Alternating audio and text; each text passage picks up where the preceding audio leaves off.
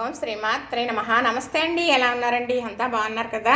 నేను కూడా బాగున్నానండి. ఈరోజు చేయబోయే కూర బెండకాయ వేపుడు కూర. పులుసు పెడతాను అన్నానండి. మా వారైతే వర్షాకాలం ఇలాంటి పులుసులు పెట్టావు కదా, ఇలా చెయ్యి బాగుంటుంది కదా అన్నారు. ఎప్పుడు ఇలా చేస్తూ ఉంటాను. ఈరోజు అయితే మీకోసం చేసి చూపిస్తాను. ఇలా చేసుకుంటే మరి చపాతీకి కూడా చాలా బాగుంటుందండి. చేసే విధానం చూపిస్తాను. మరి ఇప్పుడు కళాయి వీటెక్కింది కదా, దాంట్లో కొంచెం నెయ్యి వేసుకున్నానండి. ఒక 2 స్పూన్లు నెయ్యి వేసాను. అయితే ఇప్పుడు ఇందులో పోపు వేసుకోవాలి కదా, ఇదిగో చూపిస్తాను మీకు.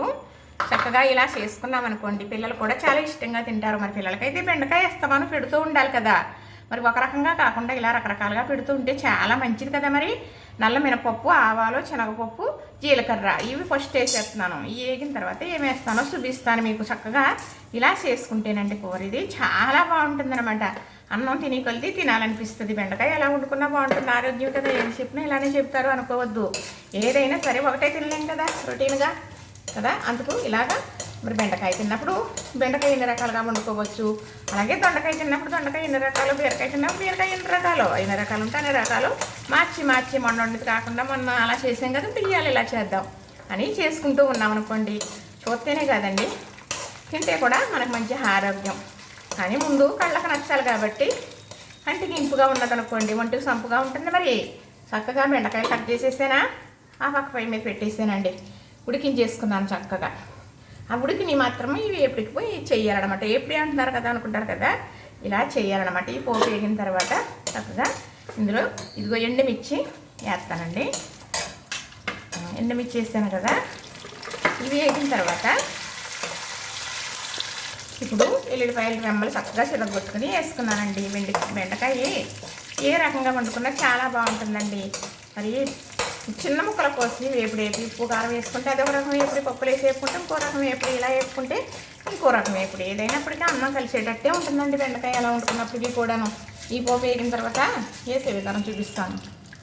ఇప్పుడైతే చక్కగా ఉల్లిపాయ, పచ్చిమిర్చి కట్ చేసుకున్నవి వేసేస్తున్నానండి. పెద్ద ఉల్లిపాయ కట్ చేసేసాను. అలానే కరివేపాకు కూడా వేసేస్తున్నాను. టమాటా తర్వాత వేస్తాను. మరి నేనైతే నెయ్యి తాలింపులు వేస్తున్నానండి. ఎందుకంటే నూనె అయితే 4 స్పూన్లు వేసుకుంటాం, నెయ్యి అయితే 1 స్పూన్ వేసుకోవచ్చు. గొప్ప స్మెల్ వస్తుందండి, కమ్మట వాసన, గొప్ప రుచి, అలానే మంచి ఆరోగ్యం. 4 స్పూన్లు నెయ్యి బదులు 1 స్పూన్ నెయ్యి వేసుకుంటే 4 స్పూన్లు నూనె బదులు సరిపోతుంది అనమాట.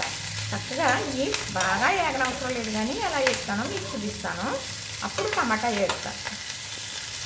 ఇప్పుడు ఎంతవరకు వేగింది, అనుకున్నట్టుగా వేగిందండి. ఇప్పుడు ఇందులో ఉప్పు, పసుపు వేసేస్తాం.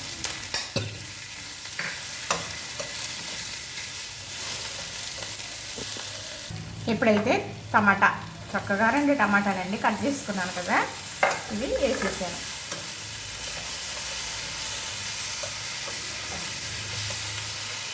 ఉప్పు వల్ల తొందరగా మగ్గిపోతుందండి. ఇవి బాగా మగ్గాక మళ్ళీ మీకు చూపిస్తాను. ఇప్పుడు చక్కగా ఇలా మగ్గింది కదా, ఇది బెండకాయ వేపుడు కూర, అలానే గ్రేవీ కూర. చక్కగా చాలా బాగుంటుందండి. అంటే చేసేటప్పుడు చెప్పడం అలవాటు అయిపోయి చెప్తున్నాను అనుకుంటారు, కానీ దానికి డిఫరెంట్ ఉంటుందండి. ఇది చక్కగా బెండకాయ కట్ చేసేసాను, లేతకాయలు మరేమో ఈ మట్టి దాకలు ఉడికించుకున్నానండి. దీంట్లో అలవాటు అయిపోయి ఇంకా దాంతోనే చేయటం, చెయ్యకపోతే ఏదోలాగా ఉంటుందండి. మరి ఇలాగా దాకా దెబ్బతింటుంది కదా, గరిడితో తిప్పి అని చెప్పి కళాయిలో చేస్తున్నాను అనమాట. చేసిన తర్వాత తీసేస్తానండి. వెంటనే మాకు క్యారేజీలు అవి సర్దటం కదా, తీసేస్తాను. ఇప్పుడు ఇలా వేసాం కదా, ఇందులో బెల్లం తురుము వేస్తానండి. ఎప్పుడు బెల్లం తురుము చాలా బాగుంటుంది. బెల్లం అంటే ఇష్టాన్ని బట్టి, మీకు ఇష్టం లేదనుకోండి బెల్లం ఆపేయచ్చు. ఈ రుచి వేరండి, అందుకు కొంతమంది ఇష్టాన్ని బట్టి వేసుకుంటారు. అది మరి బెండకాయ బెల్లం వేపుడని కూడా అంటారు దీన్ని.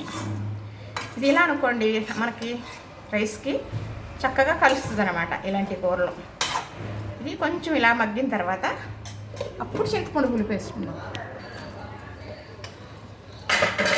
ఇప్పుడు ఇందులో మనం కొంచెం చింతపండు పులుపు వేసుకుందాం. ఇందులో వాటర్ వేయచ్చామంటే బెండకాయలు ఉడికించాను కదా, ఆ వాటర్ తోటే చక్కగా మగ్గించేసాను. బెండకాయ ముక్కైతే చూడటానికి అలా ఉంది, కానీ ఇలా చూసారా ఎంత నవ్వులా చక్కగా అలాగా చూసిలాగా మగ్గిపోయింది. రైస్లో మనం ముక్క చేతికి దొరకదండి, కలిసిపోతుంది, అంత బాగుంటుందన్నమాట. చక్కగా చింతపండు రసం వేసేస్తున్నాను.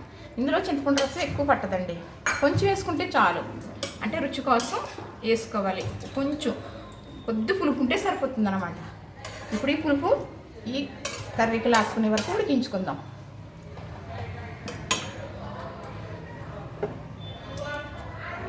దగ్గరకు వచ్చిందండి, చూద్దామా. అయిపోయి వచ్చిందండి. చెయ్యాలి అనుకుంటే పని అవుతుందండి, చేసేయాలి అనుకుంటే అది అస్సలు పని అవ్వదు, అయిపోతుంది.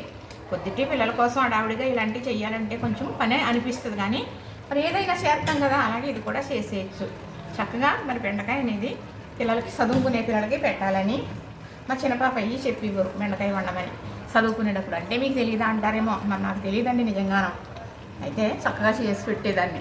ఇలాగా చక్కగా కూర రైస్లోకి కలుస్తుంది అన్నమాట. సరే కదా, ఇంతేనండి, అయిపోయింది కదా. ఇది ఇలాగా ఉండగానే కట్టేసామనుకోండి, మనకి చక్కగా బాగుంటుంది అన్నమాట. దగ్గర కూర, పులుసు కాకుండా.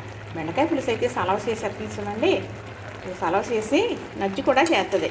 అందుకని ఇలా చేసుకోవాలి, దగ్గర కూరలు చేసుకోవాలి, ఎప్పుడు చేసుకోవాలి. చూసారు కదా, నచ్చిందా మరి? లైక్ చేయండి, షేర్ చేయండి, సబ్స్క్రైబ్ కూడా చేసేయండి.